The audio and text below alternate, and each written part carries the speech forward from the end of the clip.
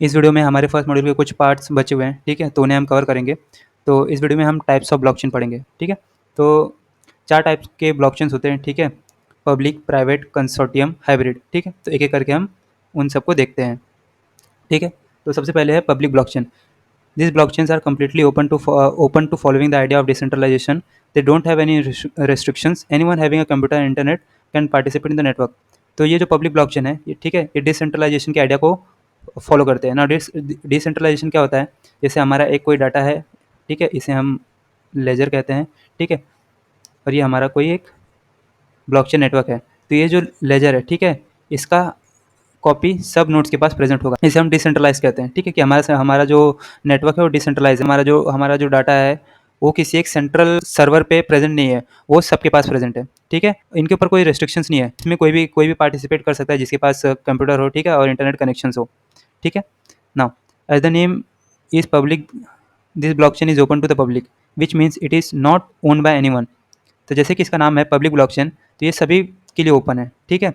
तो इस blockchain network कोई ओन नहीं करता है, ठीक है। Anyone having internet and computer with good hardware can participate in this blockchain network. किसी के पास, जिसके पास भी इंटरनेट और कंप्यूटर है, ठीक है, और गुड हार्डवेयर हो, वो इस ब्लॉकचेन नेटवर्क में पार्टिसिपेट कर सकता है, ठीक है। Now third point, all the computers in the network hold the copy of other notes और blocks present in the network. Now जितने भी हमारा जो भी कंप्यूटर है, ठीक है, तो ये कंप्यूटर को ही हम नोट्स कहते हैं। तो हमारे ब्लॉकचेन नेटवर्क में जितने भी नोड्स है, ठीक है, वो सबके पास सेम डाटा होता है, ठीक है। Now in this public blockchain we can also perform verification of transaction और रिकॉर्ड्स। पब्लिक ब्लॉकचेन नेटवर्क है, ठीक है, इसमें हम ट्रांजेक्शन और रिकॉर्ड्स को वेरीफाई कर सकते हैं, ठीक है, उसका वेरिफिकेशन हम परफॉर्म कर सकते हैं। अब पब्लिक ब्लॉकचेन को कुछ हम एडवांटेजेस देख लेते हैं, ठीक है। तो ये ट्रस्टेबल होता है, there are algorithms to detect fraud, participant need not worry about the other nodes in the network. Public blockchain में हमारे पास फ्रॉड को डिटेक्ट करने के लिए पहले से कुछ एल्गोरिथम्स है, ठीक है। जितने भी पार्टिसिपेंट्स हैं उसे दूसरे नोड की चिंता करने की जरूरत नहीं है। Now this blockchain is large as it is open to the public. In large size there is greater distribution of record. Now ये पूरा जो हमारा डाटा है, ठीक है, और ये हमारा जो पूरा सिस्टम है वो सिक्योर है, क्योंकि ये पूरा डिसेंट्रलाइज है, ठीक है, और ये बहुत बड़ा सिस्टम होता है। Third point is anonymous nature. It is a secure platform to make your transaction properly. At the same time, you are not required to reveal your name and identity to participate, ठीक है। Now किसी को अगर blockchain network के अंदर participate करना है, ठीक है, या फिर कोई ट्रांजेक्शन परफॉर्म करना है, तो उसे अपना आइडेंटिटी एक्सपोज करने की जरूरत नहीं है, ठीक है। तो वो अपने आप को अनोनिमस रख के वो ब्लॉकचेन नेटवर्क के अंदर पार्टिसिपेट कर सकता है। Now fourth point is decentralised. There is no single platform that maintains the network, instead every user has a copy of ledger. तो हमारा जो ये ब्लॉकचेन नेटवर्क है ये डिसेंट्रलाइज होता है, मतलब इसमें कोई सेंट्रल अथॉरिटी नहीं होती है जो पूरे नेटवर्क को मेंटेन करे, ठीक है। और हम जितने भी नोड्स हमारे ब्लॉकचेन नेटवर्क में हैं, सबके पास सेम कॉपी ऑफ डाटा होता है, ठीक है। नाउ अब पब्लिक ब्लॉकचेन के हम कुछ डिसएडवांटेजेस देख लेते हैं, ठीक है। Now first disadvantage is processing. The rate of the transaction process is very slow due to its large size. Verification of each node is very time consuming. तो हमारा जो ट्रांजेक्शन है, ठीक है, वो बहुत ही स्लो प्रोसेस होता है। इसमें डिसेंट्रलाइज ब्लॉकचेन नेटवर्क है, बहुत बड़ा होता है, ठीक है, इसमें बहुत सारे नोड्स प्रेजेंट होते हैं, और वेरिफिकेशन भी इसमें टाइम कंज्यूमिंग होता है, क्योंकि इसमें हर एक नोड्स का वेरिफिकेशन इंपॉर्टेंट है। तो जितने हमारे नोड्स होंगे उतने वेरिफिकेशन होते हैं, ठीक है। तो अब हम मान लेते हैं कि हमारे अगर ब्लॉकचेन नेटवर्क के अंदर 2000 नोड्स है, तो हर एक जो डाटा है वो सब 2000 जितने भी नोड्स है उतनी बार उस डाटा का, उस लेजर का वेरिफिकेशन होगा, ठीक है। Now second point is energy consumption. Proof of work is highly energy consuming. It requires good computer hardware to participate in the network. तो जो हमारा पब्लिक ब्लॉकचेन है वो प्रूफ ऑफ वर्क कंसेंसस को फॉलो करता है ना। प्रूफ ऑफ वर्क क्या होता है? प्रूफ ऑफ वर्क बहुत ही हाई एनर्जी कंज्यूमिंग एक हमारा अल्गोरिदम है, ठीक है। तो प्रूफ ऑफ वर्क अल्गोरिदम को रन करने के लिए हमारा जो कंप्यूटर हार्डवेयर है वो अच्छा होना चाहिए, ठीक है। अच्छा मतलब उसकी स्पेसिफिकेशंस, उसके प्रोसेसिंग पावर हाई होनी चाहिए, ठीक है। Now acceptance, no central authority is there, so government are facing the issue of implementing the technology faster. Now हमारा जो डिसेंट्रलाइज, जो हमारा जो ब्लॉकचेन पब्लिक ब्लॉकचेन है, उसमें कोई सेंट्रल अथॉरिटी नहीं है जो कि हर नोड्स को मैनेज करे, हर डाटा को मैनेज करे, ठीक है। तो गवर्नमेंट जो है वो इस टेक्नोलॉजी को इम्प्लीमेंट करने के लिए परमिशन नहीं दे रही है, ठीक है। नाउ पब्लिक ब्लॉकचेन के कुछ यूज केसेस देख लेते हैं हम लोग।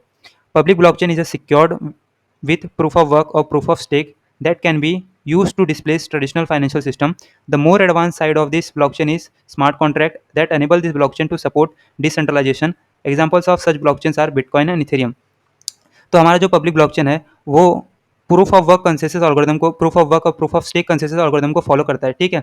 नाउ अब इसका यूज़ करके हम पब्लिक ब्लॉकचेन का यूज़ करके हम जो हमारे ट्रेडिशनल फाइनेंशियल सिस्टम है, ठीक है, उसे हम रिप्लेस कर सकते हैं। पब्लिक ब्लॉकचेन के कुछ एग्जांपल्स है, जैसे कि बिटकॉइन हो गया एंड इथेरियम, ठीक है।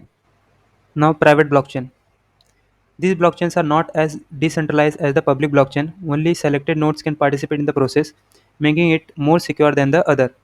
हमारे पब्लिक ब्लॉकचेन में जितने भी नोड्स थे, ठीक है, ब्लॉकचेन नेटवर्क में सब डिसेंट्रलाइज थे, ठीक है। लेकिन प्राइवेट ब्लॉकचेन में ऐसा नहीं है, इसमें कुछ सेलेक्टेड नोड्स ही डिसेंट्रलाइज होते हैं, ठीक है। हमारा जो प्राइवेट ब्लॉकचेन है वो मोर सिक्योर, वो ज़्यादा सिक्योर होता है compare to public blockchain. These are not as open as public blockchain, they are open to some authorise users only. ना इसमें क्या होता है, कोई भी पार्टिसिपेंट, ठीक है, अब प्राइवेट ब्लॉकचेन में कोई भी पार्टिसिपेंट डायरेक्ट हमारे ब्लॉकचेन प्राइवेट ब्लॉकचेन में पार्टिसिपेट नहीं कर सकता। इसमें कुछ ऑथोराइज्ड पार्टिसिपेंट जो होते हैं उन्हीं को इन प्राइवेट ब्लॉकचेन का प्राइवेट ब्लॉकचेन नेटवर्क में एक्सेस होता है। In this, few people are allowed to participate in a network within a company organization. Now, private blockchain को एक कंपनी या तो ऑर्गेनाइजेशन हैंडल करती है, ठीक है। अब प्राइवेट ब्लॉकचेन के हम कुछ एडवांटेजेस और डिसएडवांटेज देख लेते हैं। हाँ, सबसे पहले advantages. Speed, the rate of transaction is high due to its small size, verification of each node is less time consuming. तो प्राइवेट ब्लॉकचेन में जो भी हमारा ट्रांजेक्शन है वो बहुत ही फास्ट प्रोपोगेट होता है नोड्स में, ठीक है, क्योंकि जो हमारा प्राइवेट ब्लॉकचेन नेटवर्क है वो बहुत स्मॉल होता है, ठीक है। वेरिफिकेशन भी इसमें कम टाइम लेता है compare to public blockchain. Now scalability, we can modify the scalability, the size of the network can decide manually.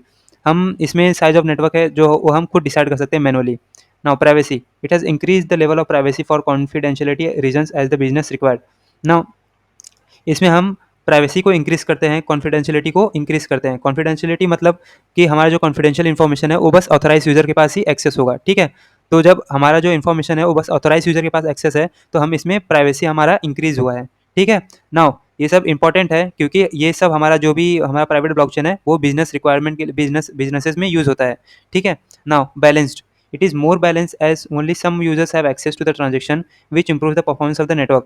Private blockchain है उसमें कुछ ही यूजर्स को एक्सेस होता है हमारे ट्रांजेक्शन्स का, ठीक, जो कि हमारे नेटवर्क के परफॉर्मेंस को इंक्रीज करता है। नाउ कुछ एडवांटेज डिसएडवांटेजेस देख लेते हैं हम प्राइवेट ब्लॉकचेन के। Security, the number of nodes in this type is limited so chances of manipulation are there, these blockchains are more vulnerable. अब हमारे प्राइवेट ब्लॉकचेन में द नंबर ऑफ नोड्स है वो कंपेरेटिवली कम होते हैं पब्लिक ब्लॉकचेन से, ठीक है, तो इसमें मैनिपुलेशन हो सकता है, ठीक है, एक नोड दूसरे नोड्स को मैनिपुलेट कर सकता है। Second point is count, since there are few nodes in, if nodes go offline the entire system of blockchain can be endangered. now हमारे प्राइवेट ब्लॉकचेन नेटवर्क के अंदर नंबर ऑफ नोड्स बहुत कम होते हैं, ठीक है ना। उन नंबर पहले से ही नंबर ऑफ नोड्स बहुत कम है, अब उसमें से भी कुछ नोड्स अगर ऑफलाइन चले जाएंगे तो हमारा जो पूरा ब्लॉकचेन नेटवर्क है वो कोलैप्स हो सकता है, ठीक है। नाउ प्राइवेट ब्लॉकचेन के कुछ यूज केसेस देख लेते हैं हम। With proper security and maintenance this blockchain is great asset to secure information without exposing it to the public eye, ठीक है ना। हमारा प्राइवेट ब्लॉकचेन ऑर्गेनाइजेशंस में यूज होता है, ठीक है। तो अगर हम इस प्राइवेट ब्लॉकचेन को अगर प्रॉपर सिक्योरिटी के साथ और मेंटेनेंस के साथ यूज़ करें, ठीक है, तो ये ग्रेट बहुत ही अच्छा एसेट हो सकता है इन्फॉर्मेशन को प्रिजर्व करने के लिए, स्टोर करने के लिए, डिस्ट्रीब्यूट करने के लिए, ठीक है, बिना किसी थर्ड पार्टी को नोटिस किए हुए, ठीक है ना। Therefore companies use them for internal auditing, voting and asset management. An example of private blockchain is hyperledger, corda. तो इसीलिए बाकी जो कंपनी है इसे अपने इंटरनल ऑडिटिंग के लिए, वोटिंग के लिए और जितने भी उनके एसेट है उनको मैनेज करने के लिए प्राइवेट ब्लॉकचेन का यूज़ करती है, ठीक है। नाउ प्राइवेट ब्लॉकचेन कहाँ कहाँ यूज़ होते हैं, ये हाइपरलेजर और कोडा में यूज़ होते हैं ना। हाइपरलेजर और कोडा हम आगे के मॉड्यूल में पढ़ेंगे, ठीक है। Third type of blockchain is hybrid blockchain. It is the mixed content of the private and public blockchain, where some part is controlled by some organization and other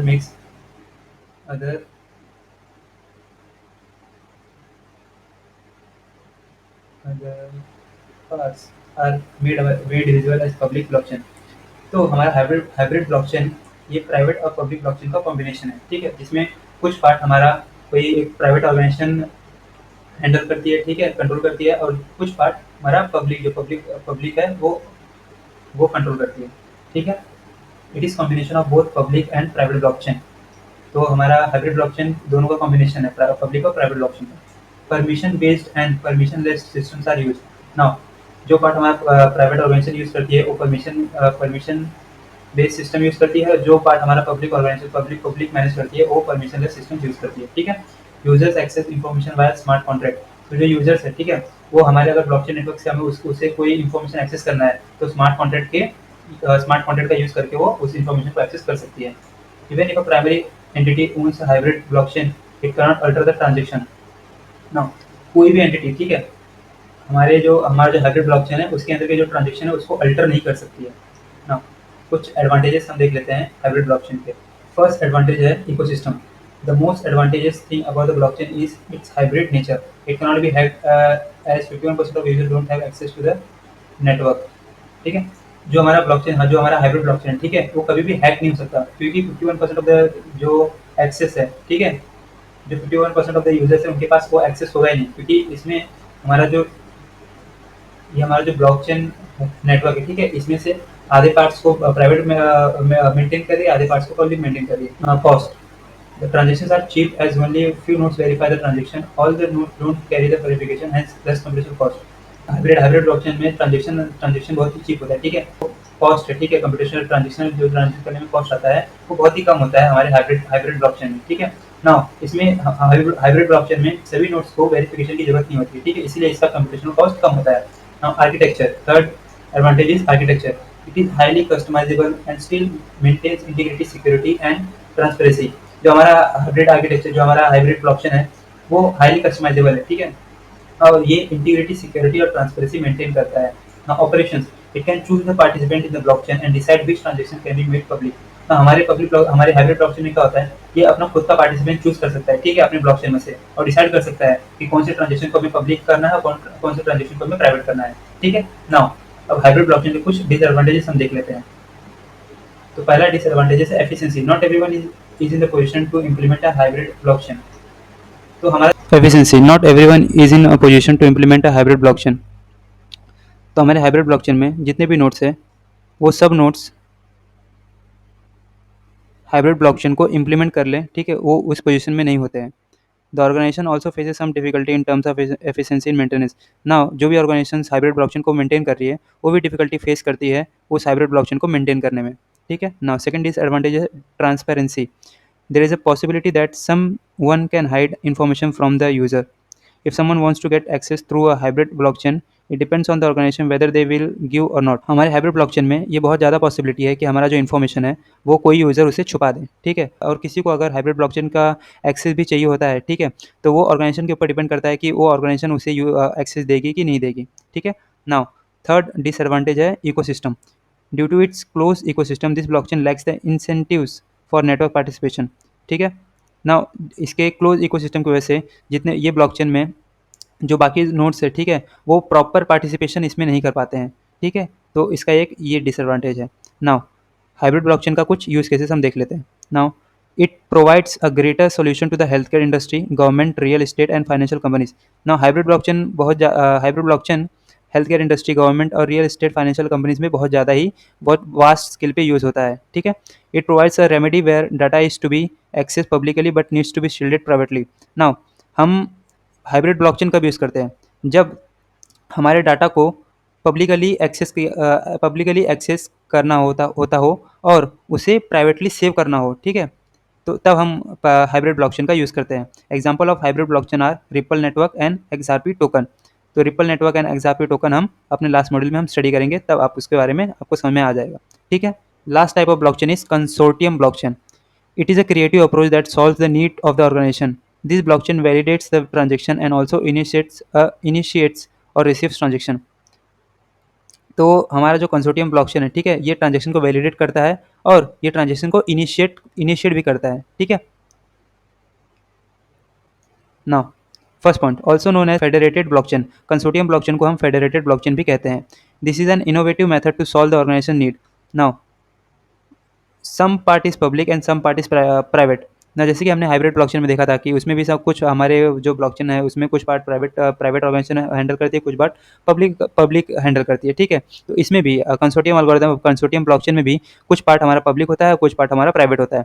in this type more than one organisation manage the blockchain. Now consortium blockchain को group of organisation manage करती है। ठीक है, इसे कोई एक particular organisation manage नहीं करती है। कंसोर्टियम ब्लॉकचेन के कुछ एडवांटेजेस हम देख लेते हैं। तो पहला एडवांटेज है speed. A limited number of users make verification fast. The high speed makes this more suitable for organisation. Authority. Multiple organization can take part and make it decentralized at the entry level, every level. Decentralized authority makes it more secure. Now, बहुत सारे organisation, multiple organisation साथ में आके, ठीक है, consortium blockchain को decentralise बना सकते हैं, ठीक है। Decentralise authority makes it more secure. Now जैसे ही हमारा सिस्टम, जैसे ही हमारा कंसोर्टियम एल्गोरिथम डिसेंट्रलाइज होगा, वो और भी ज़्यादा सिक्योर हो जाएगा, ठीक है। थर्ड एडवांटेज है privacy. The information of the checked blocks is unknown to the public view, but any member belonging to the blockchain can access it. Now जो भी हमारा इन्फॉर्मेशन है, ठीक है, कंसोर्टियम ब्लॉकचेन में, वो पब्लिकली अनअवेलेबल होता है, ठीक है, उसे पब्लिक उसे व्यू नहीं कर सकती है। लेकिन जो भी नोड्स है, जो भी पार्टिसिपेंट हमारे कंसोर्टियम ब्लॉकचेन के अंदर प्रेजेंट है, वो उसे एक्सेस कर सकते हैं, ठीक है। कंसोर्टियम एल्गोरिथम के कंसोर्टियम ब्लॉकचेन के हम कुछ डिसएडवांटेज देख लेते हैं। पहला डिसएडवांटेज है approval. All the members approve the protocol, making it less flexible. Since one or more organizations are involved, there can be differences in the vision of interest. Now, तो जब कभी भी किसी जब कंसोर्टियम ब्लॉकचेन के अंदर जब किसी एक नोड को कुछ चेंजेस लाना होता है, ठीक है, तो सब जितने भी नोड्स ब्लॉक कंसोर्टियम ब्लॉकचेन के अंदर प्रेजेंट है, सभी का एग्रीमेंट चाहिए होगा, ठीक है। तो ये इस पूरे ओवरऑल नेटवर्क को, ओवरऑल ब्लॉकचेन नेटवर्क को लेस फ्लेक्सिबल बनाता है, ठीक है, क्योंकि ये बहुत ज़्यादा टाइम कंज्यूमिंग भी होगा और लेस फ्लेक्सिबल भी होगा ना। इसे हम एक ऑर्गेनाइजेशन इसे हम एक एग्जांपल के थ्रू समझते हैं ना। समझिए हमारे ब्लॉकचेन नेटवर्क के अंदर तीन नोड है, ठीक है, ऑर्गेनाइजेशन ए, ऑर्गेनाइजेशन बी, ऑर्गेनाइजेशन सी ना। ऑर्गेनाइजेशन ए को अपने पॉलिसीज के अंदर कुछ चेंजेस लेके आना है, ठीक है, लेकिन ऑर्गेनाइजेशन बी उसे डिक्लाइन करता है क्योंकि उसकी पर्सनल स्ट्रेटेजिक पॉलिसीज की वजह से, ठीक है। तो ये जो जो ऑर्गेनाइजेशन ए को जो चेंजेस लाना था, वो चेंजेस को नहीं ला पाएगा, ठीक है। तो ये लेस फ्लेक्सिबल है, ये system consortium blockchain less flexible है, ठीक है। नाउ सेकंड एडवांटेज है transparency. It can be hacked if the organisation becomes corrupt. Organisation में hide information from the user. Now अगर जितने भी हमारे कंसोर्टियम ब्लॉकचेन के अंदर जितनी भी ऑर्गेनाइजेशन है, ठीक है, अगर कोई एक ऑर्गेनाइजेशन भी हैक होता है, ठीक है, करप्ट होता है, तो हमारा पूरा सिस्टम कोलैप्स हो जाएगा, ठीक है। Now, vulnerability. If a few nodes are getting compromised, there is greater chance of vulnerability in this blockchain. Now, जैसे कि अभी हमने ट्रांसपेरेंसी में देखा कि हमारे जितनी भी ब्लॉकचेन कंसोर्टियम ब्लॉकचेन के अंदर जितने भी नोड्स हैं, ठीक है, अब किसी एक नोड कोई एक नोड भी अगर कॉम्प्रोमाइज करता है, कोई एक नोड भी हैक होता है, ठीक है, तो हमारा पूरा सिस्टम ब्लॉकचेन सिस्टम जो हमारा वो वल्नरेबल हो जाएगा मलिशियस एक्टिविटी के लिए, ठीक है। ना कंसोर्टियम ब्लॉकचेन के कुछ यूज केसेस देख लेते हैं हम। It has high potential in business, banks and other payment processes. Now, consortium blockchain businesses, banks और पेमेंट प्रोसेसेस में बहुत ज़्यादा यूज होता है ना। Food tracking of the organisation frequently collaborates with their sectors, making it federated solution ideal for the use. Example of consortium blockchains are tendermint and multichain. इसी के साथ हम अपने टाइप्स ऑफ ब्लॉकचेन को भी कंप्लीट करते हैं।